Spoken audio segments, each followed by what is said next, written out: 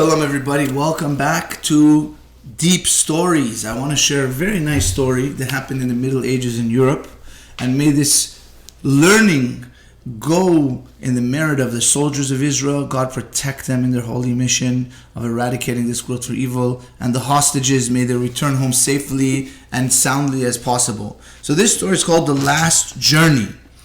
It's a story that took place in the Middle Ages. As we said, it was days of ignorance, hatred, not so different from our world nowadays. The Jews lived in a world of their own. I think back then it was even worse than it is now. We're kind of blessed. We're in a bit of a better situation, and now we have Israel, that we have a refuge place to go to. So the Jews suffered persecution, but within their walls there was great light and warmth. They had great scholars who shone brightly and lit up the otherwise dark skies. There were famous Jewish communities along the Rhine River in Germany, made famous by great Jewish scholars such as Rashi, Rabbeinu Asher, Rabbi Amnon, Rabbi Clonimus, and many others. So there was a city called Mainz, which was called a mother city in Israel because they gave so much good influence coming out of there, and students and holiness. And this was the birthplace of a great sage called Rabbi Amram. He became famous as a great scholar and a saintly man. He went to the ancient city of Cologne to establish a Torah academy there. And many promising young men wanted to be admitted into his yeshiva. He had many students and taught them for a long time. The years passed by, and Rabbi Amram knew that his end of this part of his journey of his soul was coming to an end, and he wanted to go to his native city. He wanted to be buried near his ancestors.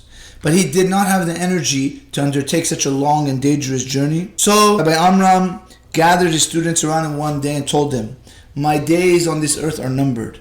It won't be long now before my soul is going to be called back to its place in heaven.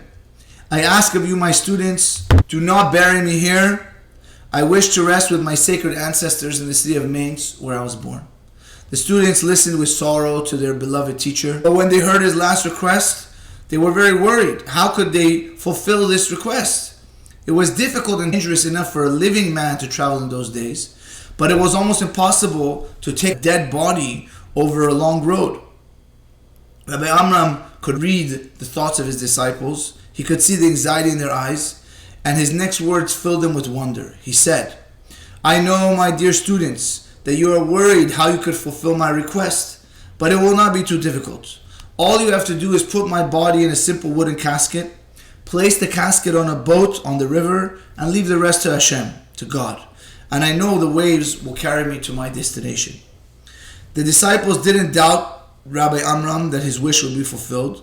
The dreaded day came, and their beloved teacher passed away. They mourned his loss briefly, and they immediately went to fulfill his promise that he had asked of them. No sooner was the wooden casket with the body of their rabbi placed on the boat than the boat began to move swiftly, driven by a strong current. More wonderful was going upstream towards the city of Mainz. So this attracted a lot of curiosity, seeing a boat going upstream without a sailor or oarsman, with strange cargo. Some thought that it would get stuck in a bend of a river, and many amazed and mystified sailors or fishermen tried to catch it. They want to see what it is, but it kept on slipping there. It went on its course.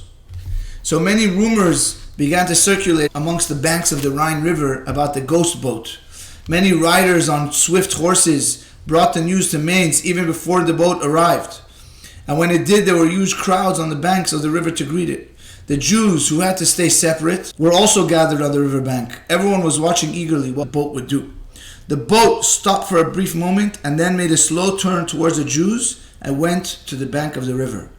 The leaders of the community were on hand to open the casket. They found a letter from Rabbi Amram addressed to the elders of the community. "Dear brothers and friends, I have returned to you from the city of Cologne, where I spent my life spreading knowledge of Torah. I have come back to join my saintly forefathers. Please bury my body in the graves of my family." And this ended the last journey of the holy Rabbi Amram. And when people related the story for many, many years, they said, "See how great is the power of a saintly man in the afterlife, even more than during his life. May his merits be a shield over us and over all Israel. Amen." So we see from this story how powerful our tzaddikim, our righteous people are, how God is truly with them from the beginning to the end, and how connected they are. So may we merit to be connected. It's very good to learn stories of tzaddikim because it strengthens our faith in God. God bless you all.